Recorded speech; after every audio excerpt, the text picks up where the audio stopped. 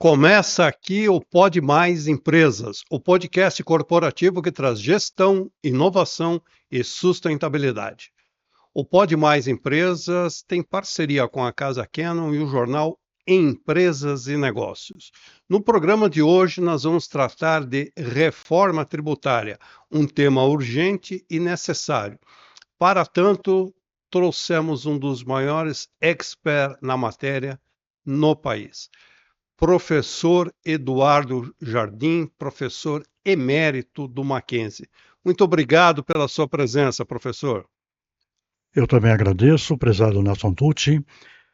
Considero uma oportunidade muito importante para refletir e questionar sobre um projeto de reforma que, aliás, já está aprovado, pode-se dizer, faltando apenas uma implementação.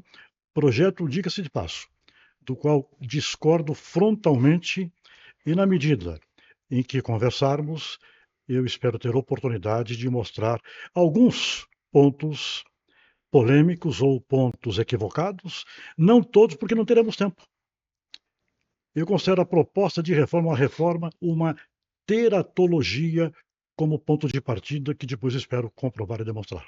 Excelente essa sua visão crítica. O professor Eduardo Jardim, ele tem o dicionário de direito tributário ao qual nos presenteou honrosamente. Muito obrigado pela sua cortesia. Eduardo Jardim, ele é mestre e doutor em Direito, é membro da Academia Brasileira de Letras Jurídicas, é fundador e vice-presidente do Instituto Brasileiro de Direito Administrativo, Financeiro, Tributário, é autor de livros e, naturalmente, sócio fundador da Eduardo Jardim e Advogados Associados. Professor, o senhor dizia que é frontalmente contrário a esta reforma tributária. Sim. Quais são os pecados que o senhor enxerga? O primeiro seria o seguinte: segundo a minha percepção, igualmente abraçado por doutrinadores de prol no Brasil, e também seguida por doutrinadores do Uruguai, da Argentina, da Espanha, de Portugal, meu saudoso amigo Alberto Xavier, que aqui morou por tanto tempo. Enfim, todos consideram o sistema tributário constitucional brasileiro não apenas bom, de longe o melhor da história do direito, o melhor do planeta. Não há nada comparável. O sistema tributário no plano constitucional. O que chamam de manicômio tributário, e neste ponto eu concordaria, é uma legislação assodada, vasta, confusa, contraditória, com uma vocação de contrariar a Constituição. Então, o que está errado é a legislação. E vão reformar o que está certo, que é o sistema tributário constitucional. Esse é o ponto de partida pelo qual eu entendo que é uma falácia, uma vez que não vejo uma correlação lógica entre a premissa e a conclusão. O senhor acha que está existindo má fé ou ignorância mesmo? Não. Eu até acredito que a intenção seja boa, mas é uma falta de compreensão da ciência do direito, uma falta de visão do sistema na sua verticalidade, na contextualização do direito. E quando eu falo do sistema tributário constitucional, com suas virtudes, elas são muito claras. Não é um ponto de vista subjetivo. Dois exemplos. Primeiro, é a única Constituição do planeta que dedica um capítulo integralmente à tributação. Sem contar que em outros desdobres da Carta Magna existem também regras sobre tributação. Mas não basta dedicar um capítulo, é que esse capítulo e outros pormenorizam a tributação, limitam o poder do Estado, permitem, instrumentam o Estado no sentido lacto e largo, União, Estado e município, instrumentam esses entes federativos a obter o recurso necessário para a consecução do bem comum. E mais, limitam este poder, protegendo quem paga a conta. O grande problema é que descumprem a Constituição. O senhor acha que o Estado deveria ter mais poder? Não, o poder do Estado é limitado, o poder tributário do Estado é limitado expressamente pela Constituição, protegendo quem paga a conta, que é o contribuinte, que é o cidadão. Isso não é em nenhum lugar do mundo.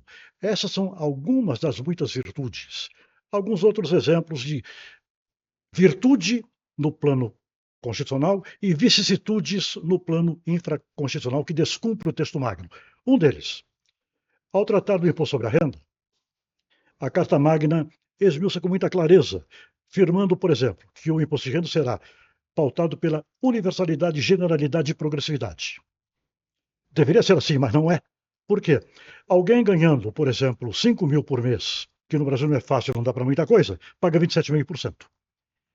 Já o sócio de uma empresa que ganhe 100 mil ou 1 milhão, não paga nada, é isento. A empresa paga, mas é claro que a empresa repassa para o consumidor. Então isso E está onde que está a justiça nisso, né? claro, e está em total desacordo com a tal progressividade, com a universalidade, com a generalidade, com a justiça fiscal e social.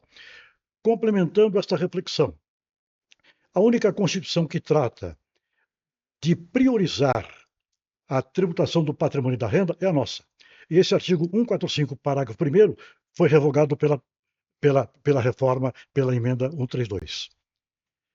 Ele já é descumprido, mas deveria ser cumprido, porque ele estabelece, 145 primeiro, o legislador deve priorizar a tributação do patrimônio e da renda, porque são os que melhor espelham a capacidade contributiva. E temos o contrário. Parece uma vocação patológica de descumprir o texto magno.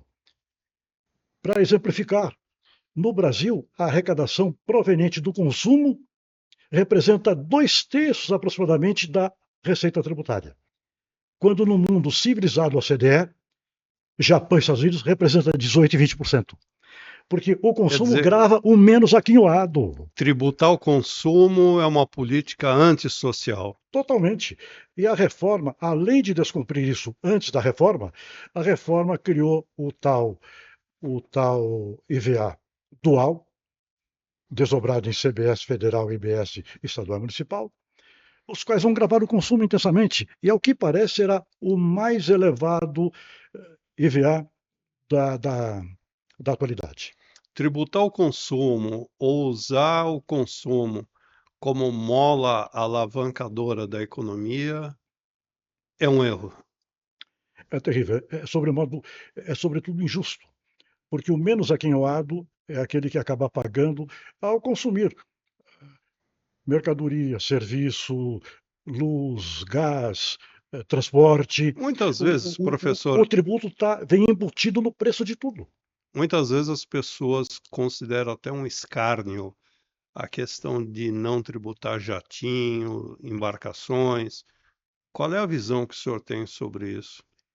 Eu tenho uma visão muito clara, segundo a qual, com devido acatamento e respeito à Corte Suprema, tenho para mim que o Supremo errou, porque o erro é do Supremo, não é da lei. A tributação de veículo automotor, expressão que, sob o ponto de vista semântico e tecnológico, é claro que compreende veículo de circulação terrestre, marítima e aérea. É o que está na Constituição. Cabe ao Estado criar o IPVA, tributar veículo automotor. Então, é claro que envolve, sim, jatinho, jatão, qualquer coisa que voe, qualquer coisa que seja marítima. Então, por Mas, que não tributa? Tem um lobby por trás disso não, daí? não, não, não. A legislação de origem, na década de 80, das 27 unidades federativas, todas estabeleciam a tributação de aeronave e de embarcação marítima, além de automóvel, de circulação E por terrestre. que a distorção agora? Porque o Supremo entendeu, a meu ver, discordando da Suprema Corte, entendeu que o IPVA seria restrito a veículo de circulação terrestre. Então já estava na lei, não é uma inovação da reforma. Até eu compreendo que é uma boa intenção. Mas o problema é que, primeiro, esclarecer que não é inovação da reforma, isso já existia no final da década de 80. Em 89, São Paulo criou o IPVA, por lei própria, 6.606. A matéria foi parar no Supremo, que restringiu a veículo de circulação terrestre, e agora estão trazendo como inovação. Então, primeiro, embora a intenção seja boa, deveriam esclarecer que não é uma novidade. Não estão inovando neste ponto. E há um outro problema. Se o Supremo já decidiu que não pode, ele não vai reconsiderar. Eu considero. A decisão é revogável. Não é impossível, mas eu considero absolutamente improvável, porque as premissas são exatamente iguais. Embora delas eu discorde, o Supremo entendeu assim, e lembro até uma palavra, uma frase de Hart, um filósofo inglês de muita reputação, Herbert Hart, que disse: o direito é o que o tribunal decidiu que é. Eu implemento, certo ou errado. É o que vale. Como é no futebol. também são normas que disciplinam aquele desporto. Gol com a mão não vale, mas o Maradona fez o gol com a mão e foi campeão mundial. Todo mundo E sabe que é aí, errado, né? mas é o que valeu. É o que valeu. Né? E assim é o que está em vigor, né? O É. senhor alguma vez foi convidado por alguma entidade, por alguma instância, a visitar o STF, a expressar a sua opinião vivamente? Não. Eu tenho escritos até que eu, exemplares, além desse livro, tenho vários outros, manual, dicionário de direito administrativo, de constitucional, que já remeti para a corte. Mas já fui citado, Teve alguma devolutiva ou não? não, numa ou outra ocasião já fui citado, mas essa concepção do IPVA e outras também que eu defendo parecem traduzir uma visão singular ou individual ou minoritária. E parece que uma vocação não só da corte, como da advocacia, da comunidade jurídica, de seguir mais o tradicional, aquilo que é mais preponderante. A questão da tributação das grandes fortunas, Uhum. que volta e meia vem à pauta e gera um certo desconforto, parece. Sim. Como é que o senhor vê essa questão? Eu sou contrário a esse imposto. Eu já escrevi estudo, juntamente com um colega do Direito Mackenzie, há algum tempo, me posicionando contrário a esse imposto. Aparentemente, ele pode impressionar positivamente no primeiro momento, aquela ideia de Robin Hood, tirar do rico para dar para o pobre. Mas não é o que iria acontecer. É discurso de palanque eleitoral? É, pode ser ou não, mas é no mínimo um equívoco, porque, note bem, primeiro, esse imposto gravaria aquilo que já foi gravado, já foi tributado, que seria o patrimônio ou a renda. Primeiro ponto. Segundo ponto, ele, ao contrário de atrair investimento, ele afugenta capital. Ocorreu na França. Na França de Mitterrand, na década de 80, em meados, em torno de 85, foi criado esse imposto e o capital migrou para a Bélgica. Outro ponto é que a receita desse tributo é totalmente inexpressiva, ela chega no máximo a 0,5% do PIB. Isso pode se traduzir em X bilhão, mas não é significativo no orçamento global, além de correr o risco de afugentar capital e comprometer a atividade econômica. A perda seria maior, Eu então, creio que sim. Eu sou favorável, sim, a tributar a distribuição de lucros e dividendos, como quase todos os países da OCDE o fazem. O Brasil é um dos poucos países do mundo que não tributam a distribuição de lucro. Então, digamos, uma empresa, uma pessoa jurídica, fatura X e paga Y de tributos. Mas o lucro atribuído ao sócio é isento. Desse exemplo no início. E aquele que ela tributa, na verdade, ela repassou para o consumo. E não há nada de errado nisto. professor, com Sim, a devida vênia, quando a empresa ela paga um dividendo, ela paga um lucro, aquele lucro ele é resultante do que foi apurado menos impostos. sim. Ou seja, se tributar um dividendo, não estaria existindo uma bitributação? Bom, primeiro, a, Porque a a, empresa que não tem lucro, ela não distribui nada. Ela só sim, distribui na sim, exata medida que ela tiver. sim. E ela só tem É, a distribuir o é. resultado menos impostos. A sua colocação é muito oportuna, mas aproveito para fazer uma sutil observação. Há uma noção segundo a qual qualquer tributação muito gravosa seria bitributação. Sob o ponto de vista da linguagem do direito, a bitributação, primeiro, não seria bitributação, porque a bitributação se configura quando duas pessoas tributantes tributam a mesma pessoa pelo mesmo fato. Por exemplo, nos Estados Unidos existe a bitributação. Imposto de renda é federal e também pode ser estadual ou municipal. Mais de uma pessoa tributante tributando a mesma pessoa pelo mesmo fato. Então não é um pecado mortal, pode ser até injusto, conforme o caso. Ou muito gravoso, depende de cada situação em particular. É o motorista que é multado duas vezes pela mesma infração no mesmo período de tempo. É, aí já seria uma aberração, é claro, né? Mas, digamos, há um viés realmente de injustiça numa dupla tributação. Mas, retomando o caso, não seria, a meu ver, uma dupla tributação, porque a pessoa jurídica paga o seu tributo, IR e outros, em função do resultado positivo. Já o dividendo, quem vai pagar não é a PJ, vai ser a pessoa física, como o próprio assalariado da mesma pessoa física. Então, eu considero, note bem, a OCDE, todos os países da OCDE são unânimes em tributar o lucro e dividendo distribuído. No Brasil, não. Vejo descompasso. Para o senhor, essa é uma questão pacificada? A qual? Da tributação de dividendos, o senhor acha que Eu tem sou que favorável. tributar? Favorável. Em vez de grandes fortunas, que não gera receita significativa, que afugenta capital e pode comprometer a atividade econômica e o mercado de trabalho, este, se for tributado com moderação, não vai produzir nada como o IGF ou qualquer outro.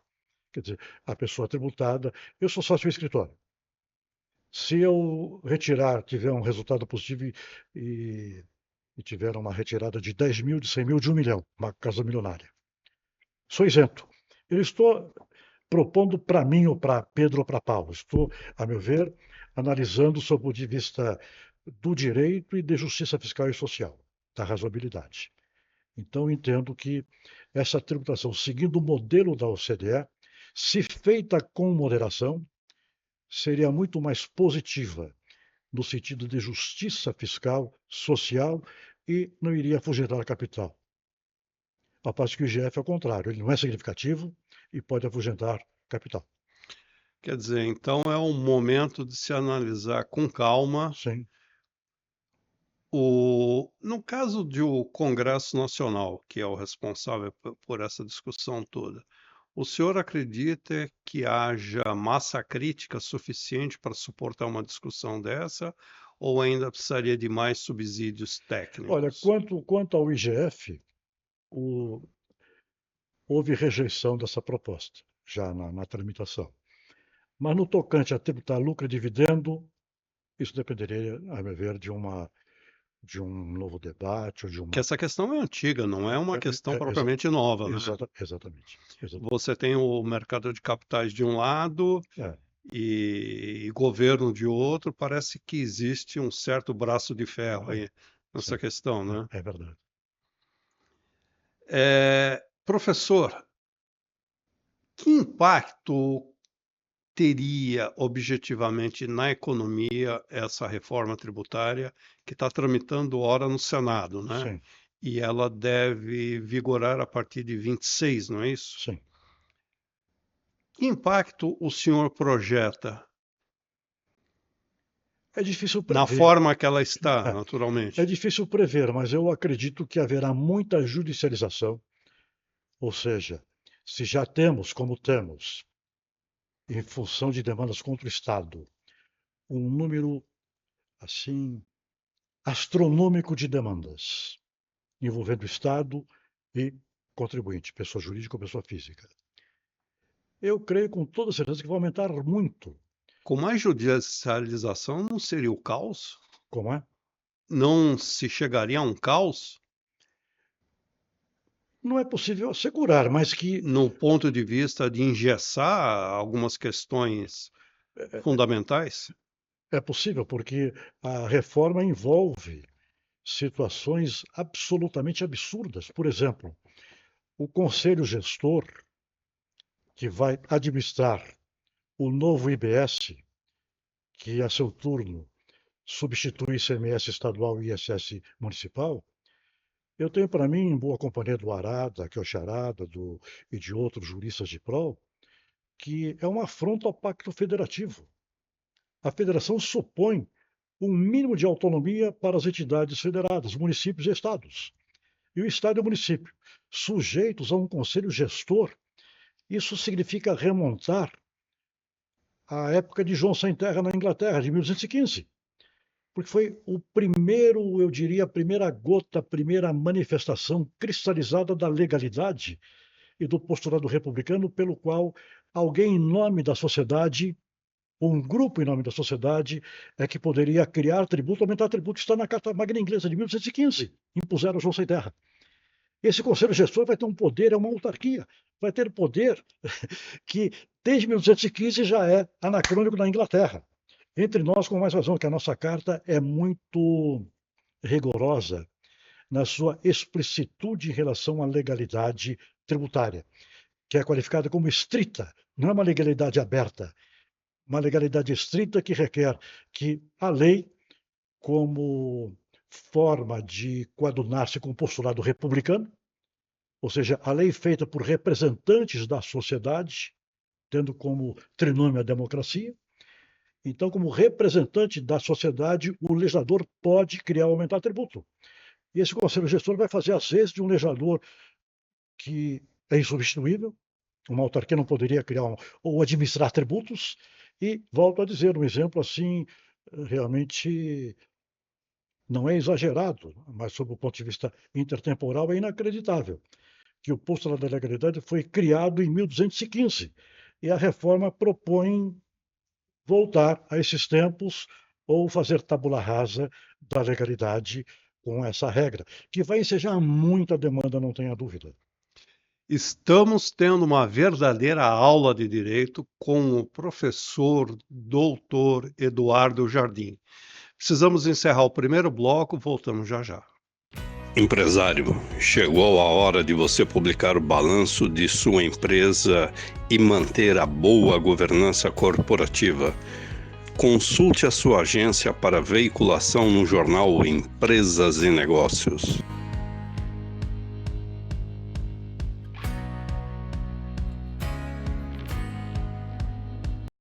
Voltamos ao segundo bloco com a entrevista do professor doutor Eduardo Jardim. Professor, no intervalo a gente falava sobre uma ilustre figura empresarial com a qual eu tive o prazer de conviver um período da minha vida, o Dr. Alfred Plugger, que foi presidente da Associação Brasileira das Companhias Abertas, da Associação Brasileira da Indústria Gráfica, enfim. Ele é um empresário nato e ele costumava dizer sempre o seguinte: olha, se você vê alguma reforma, alguma alteração, preste atenção, leia direito, vá até o fim e releia, porque seguramente vai ter aumento de tributo. O governo não faz nada fora disso. O senhor compartilha com essa opinião? Integralmente faço cor e aplaudo essa feliz síntese expressa por essa pessoa tão ilustre, tão E saudosa. culta e saudosa. Como é que é a questão da carga tributária no Brasil? O que incomoda efetivamente o senhor que conhece a matéria profundamente? Bem, no total, o critério de aferição de carga tributária consiste num contraste entre valor da arrecadação comparado com o PIB. Então, a arrecadação X, ela representa tanto do produto interno bruto. Ela será alta ou baixa conforme uma verificação no cenário comparado. Verifiquemos 3 países de eleição. Eleição nossa aleatória. E país de referência, Estados Unidos. A arrecadação tributária representa 26,9% do PIB deles. Suíça, 27%. Japão, 28%. Brasil, 33%, meu amigo. É inacreditável. E por que, professor? Por que o Brasil tem que ser maior? Porque a vocação é aumentar, gastar a larga e depois buscar recurso tributando, sobretudo, o consumidor, que é o menos aquele que não revela nenhum signo de capacidade contributiva na contramão de determinação expressa do artigo 145, parágrafo 1º da Constituição da República.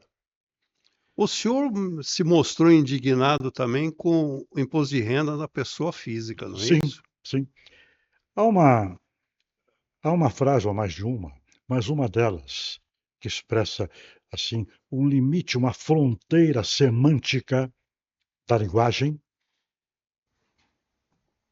cristalizada numa emenda de um ilustre ministro do Supremo de outros tempos, da década de 70, ministro Galotti. Dissera ele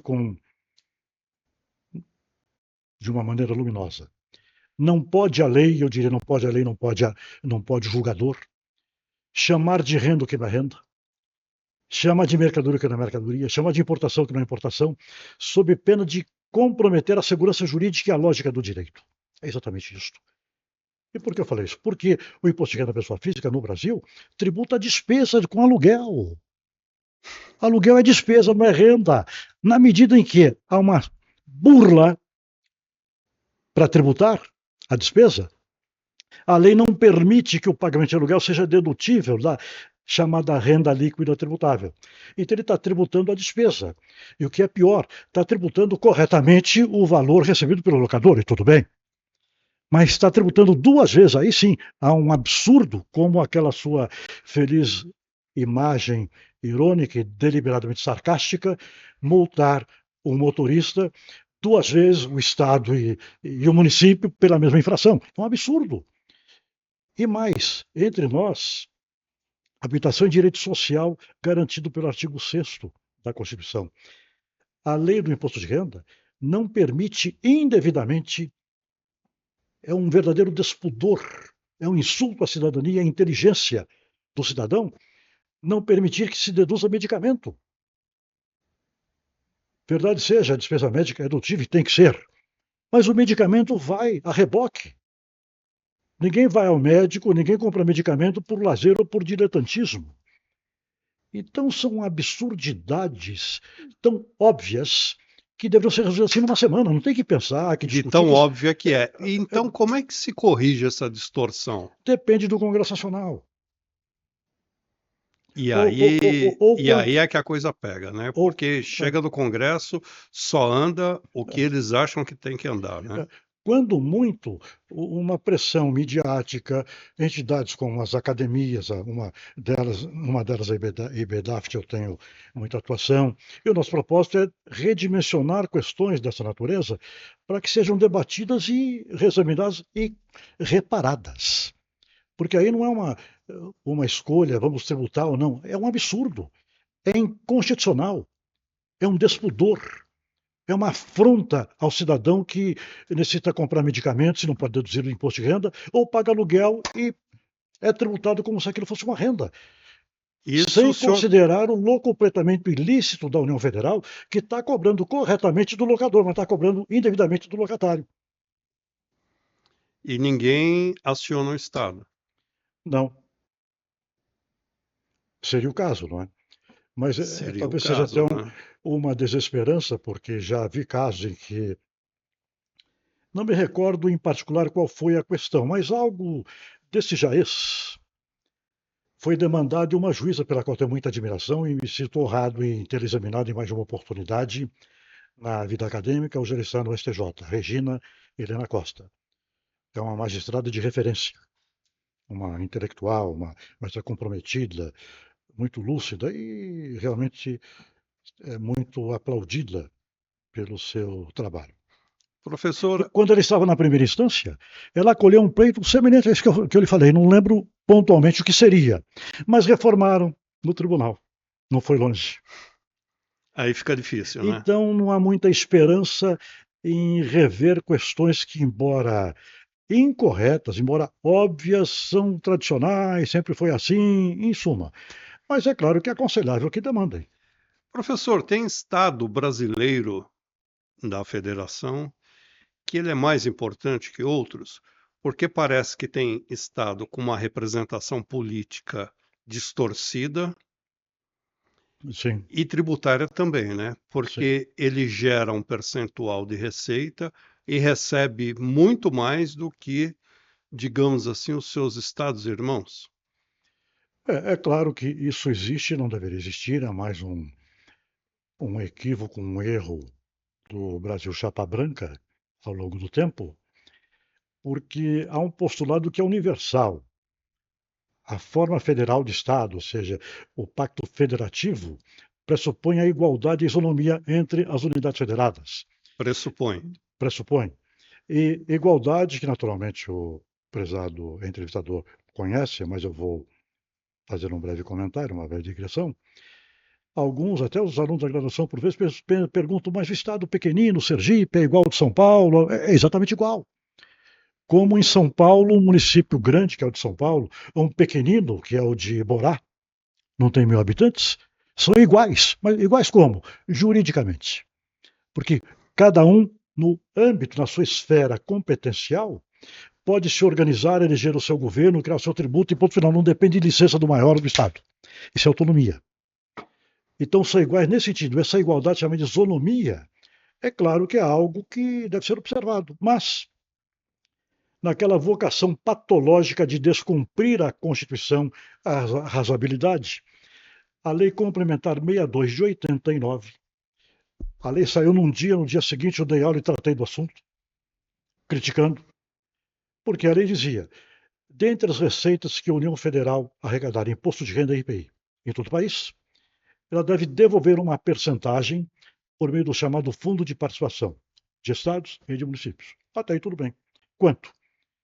85% para os estados do Norte, Nordeste e Centro-Oeste e 15% para Sul e Sudeste. É claro que está errado. Não é necessário empreender um esforço de sobremão ou ser um gênio. Por exemplo, isso está na contramão da isonomia. Numa expressão bem simplória, é um absurdo, né? Total. Não é sem razão que a União arrecada de imposto de renda de São Paulo, para cada 100, devolve 9. Não vou mencionar estados para não discriminar, mas há estado na região que é beneficiado dessa distorção que gera a guerra fiscal predatória. O que chamam de guerra fiscal predatória, porque diferença tributária, parece que isso não viram ainda, o assunto é muito, assim, é tratado de uma maneira muito pedestre, muito primária. Não, tal estado cobra muito, cobra pouco. Ninguém cobra pouco por qualquer razão. Para a Cobra... gente, professor, a discussão é calorosa, me Tá, permita interrompê-lo novamente. claro. Mas para a gente citar um exemplo bastante claro, a questão das montadoras de automóveis. Sim.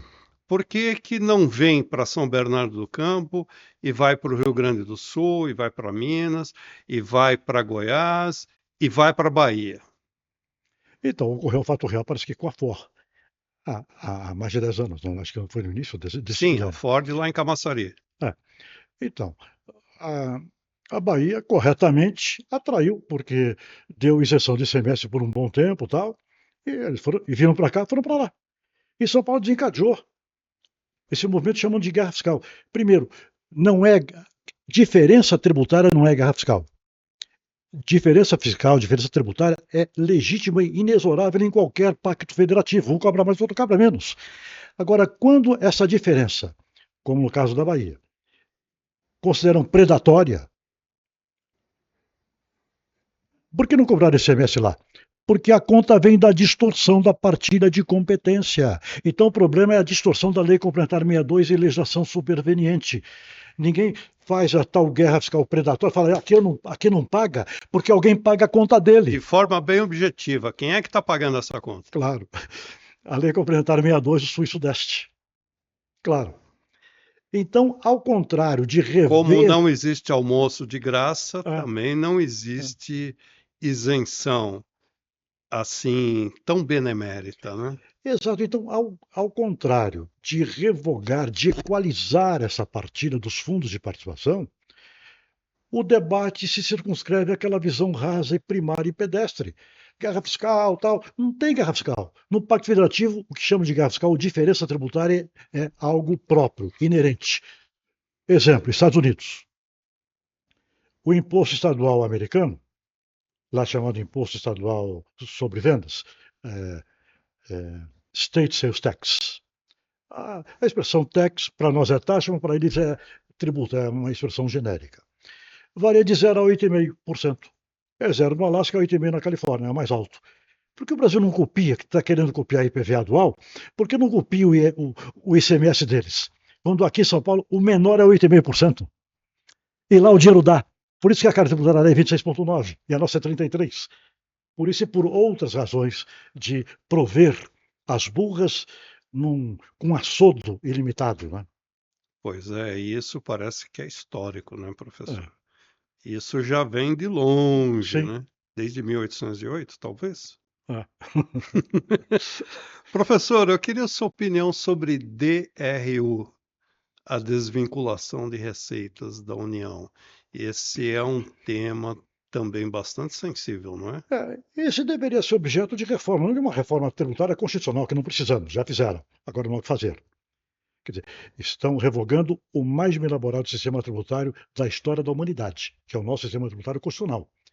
Volto a dizer e a repetir, ele instrumentaliza a pessoa tributante a receber tributos necessários para a realização do bem comum, limita esse poder protegendo quem paga a conta e esmiuça a tributação no plano constitucional, dando segurança jurídica, com clareza solar. E vão reformar isso, e não que tem que reformar, como a DRU, como a lei do imposto de renda e outras equivocidades. A DRU é o seguinte, o descompasso. O que autoriza o governo federal a criar, por exemplo, a contribuição de seguridade, ela é criada, a sua razão de ser, a sua gênese, é exatamente gerar recurso para prover a seguridade. Saúde, assistência e previdência. Perfeito. Já não é pouco. E o que inventaram? A DRU.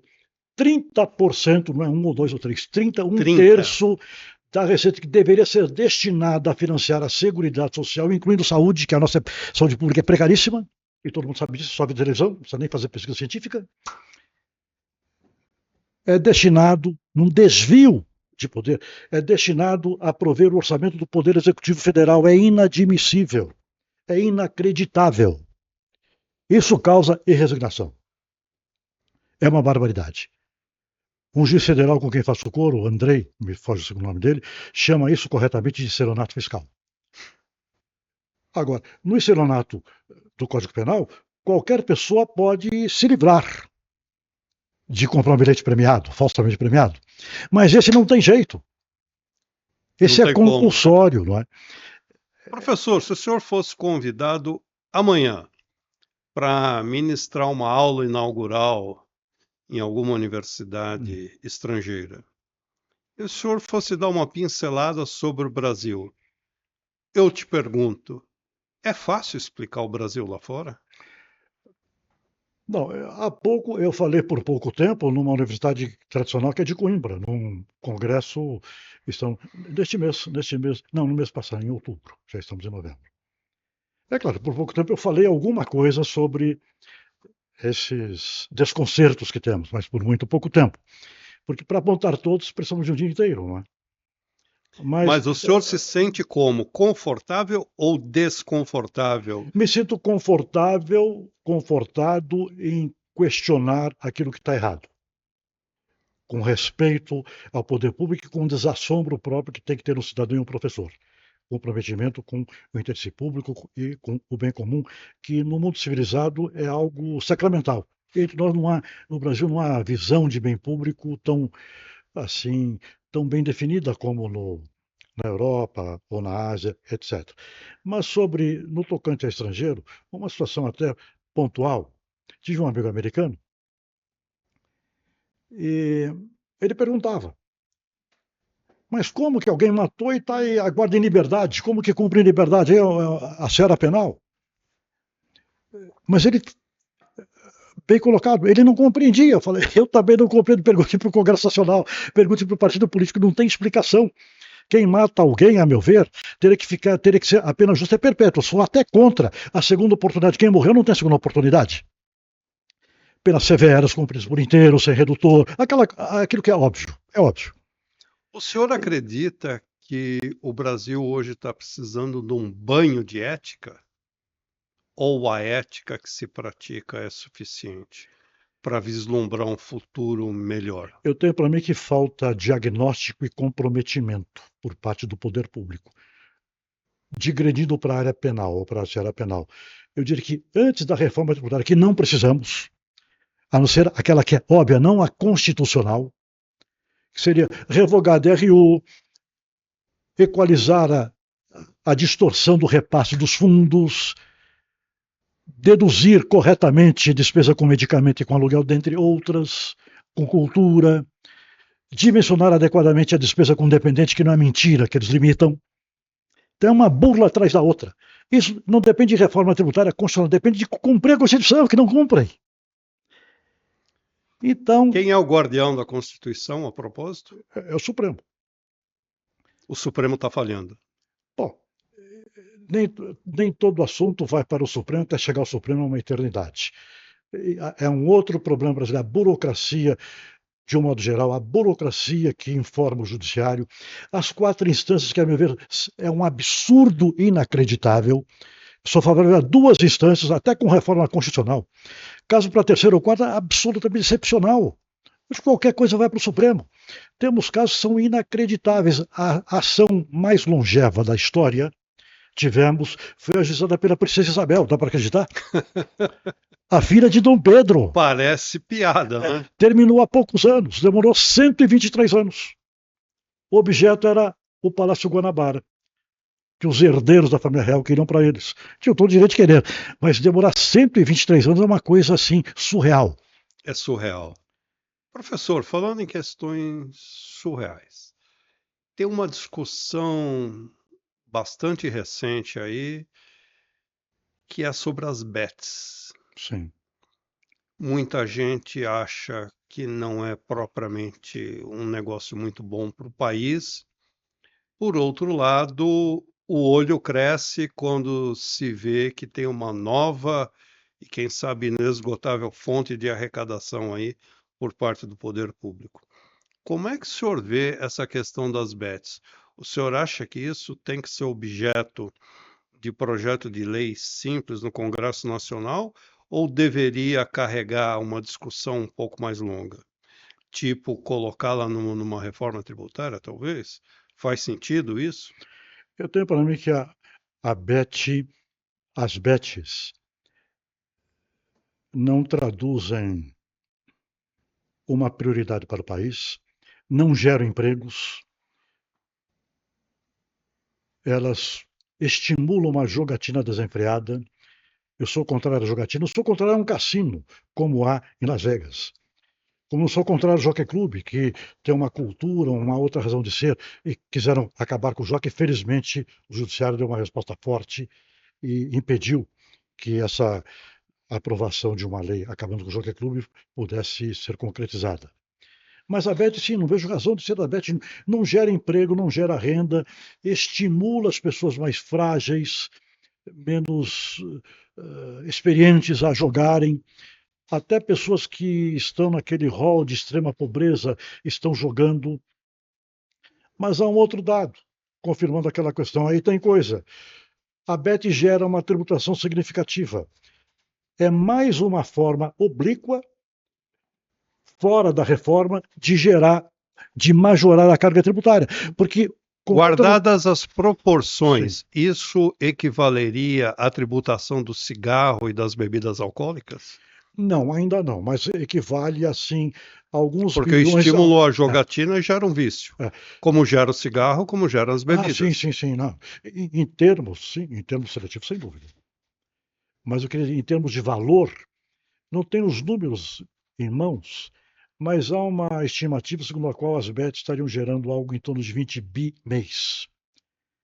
Seriam alguns bilhões de tributos arrecadados. É uma forma, digamos, tangencial de majorar a carga tributária via bet. Eu considero um absurdo sem tamanho. O país precisando de emprego não gera emprego, como deveria gerar. Já temos muitos jogos, acho que deveríamos parar por aí. Sena, Mega Sena, Loto Fácil, é difícil até enumerar todos, deve ter 10 ou mais de 10 modalidades. E que fiquemos por aí. Diriam, bom, exploram esse jogo fora. Tá bom, mas paremos por aí. Professor, esse assunto é apaixonante e ele merece outros podcasts. Sim. Nesse daqui já não cabe mais nada porque esgotamos o tempo. Eu queria colocar para o senhor uma última questão. O senhor, do ponto de vista do direito, com todo o seu conhecimento técnico, com todo o seu conhecimento de vida, com todo o seu conhecimento intelectual, o senhor é otimista com o Brasil? Olha, em termos racionais, não vislumbro um horizonte que me permite ter uma visão otimista. Mas como sonhador, como batalhador, a esperança remanesce. Palavra do professor doutor Eduardo Jardim. Ao senhor, muito obrigado pela sua paciência, pela sua presença e por nos jogar luz sobre um tema extremamente sensível e oportuno. Agradeço, meu caro Nelson, cumprimento pela habilidade, pela competência com que conduziu a nossa entrevista, o nosso debate. E terei muito prazer, tive muito prazer hoje, terei muito prazer em retornar em qualquer outra oportunidade. Seguramente sim. Obrigado, professor Eduardo Jardim, e continue com a gente, que tem mais, pode mais por aí.